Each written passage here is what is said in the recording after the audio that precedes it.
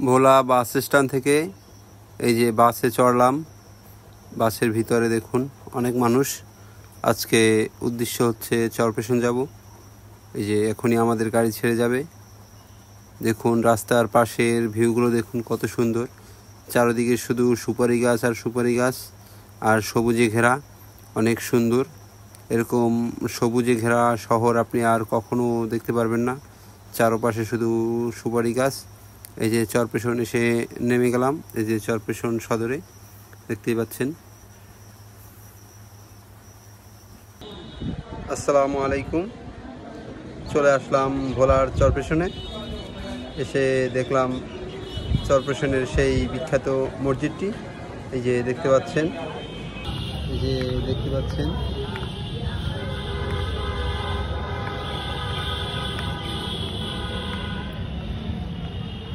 চরপেশন কেন্দ্রীয় খাসমহল মসজিদ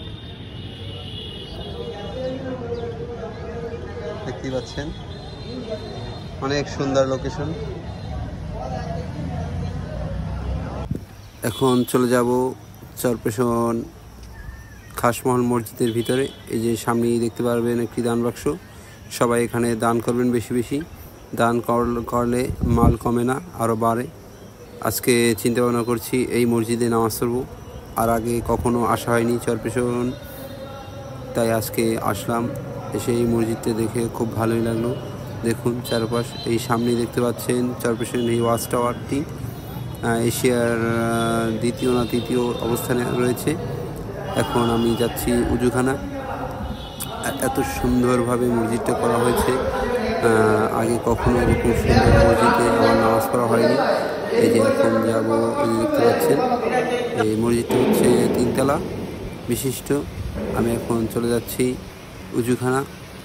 এই যে উজুখানার প্রায় কাছে এসে পড়লাম, দেখতে পাচ্ছেন। দেখুন বন্ধুরা, এত সুন্দর উজুখানা আমি আগে কখনো দেখিনি। এত পরিষ্কার, যা কল্পনার বাইরে। দেখুন আর অনেক বড় উজুখানা। দেখুন এই যে বাথরুমগুলো দেখুন কত সুন্দর। মানে চারপাশে এই যে আপনি উজু করে আবার গ্লাসে আপনার মুখ দেখতে পারবেন। দেখুন কত সুন্দরভাবে সাজানো হয়েছে এই মসজিদটি। আর আমরা যারা উজু করি পানি কম খরচ করবো সবসময়। এই যে দেখতে পাচ্ছেন ভিতরের দৃশ্য। আমি মসজিদের ভিতরে চলে আসলাম, দেখে আমার মন জুড়িয়ে গেল। দেখুন কত সুন্দরভাবে মসজিদটি করা হয়েছে। মসজিদটিতে কিন্তু রঙের কোনো সিস্টেম নেই। আর এত বড় মসজিদের একটি আশ্চর্যজনক বিষয় হচ্ছে কি, এই মসজিদটার ভিতরে একটিও এসি নেই।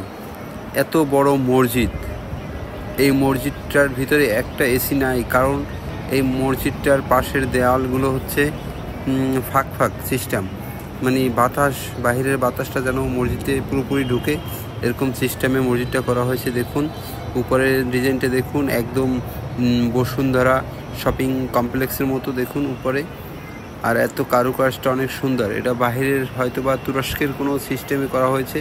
আর সামনের ডিজাইনটা অনেক সুন্দর। দেখুন ওই যে সাইডে দেখতে পাচ্ছেন ইটগুলো লাগানো হয়েছে ফাঁক, যেন বাহিরের বাতাসগুলো ভিতরে ঢুকতে পারে।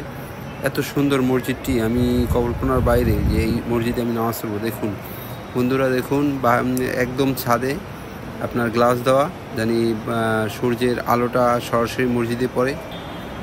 এই যে দেখতে পাচ্ছেন মসজিদের ভিতরে কত সুন্দর। মানে এর আগে আমি এত সুন্দর মসজিদে নামাজ পড়া হয়নি আমার। আমি খুব ভালো লাগলো মসজিদের ভিতরে এসে। আমার মনটা খুব শান্তি হয়ে গেল। দেখুন কত সুন্দরভাবে সাজানো গোছানো মসজিদটি।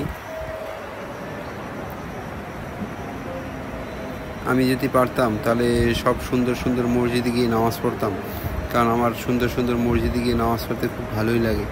এই যে দেখুন কত সুন্দরভাবে ডিজাইন করা হয়েছে এই মসজিদটি, যা কল্পনার বাইরে।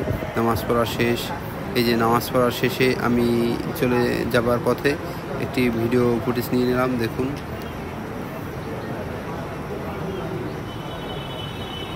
এই যে দোতলা থেকে আমি পুরো সামনের দৃশ্যটা নিলাম। দেখুন কত সুন্দর দৃশ্য।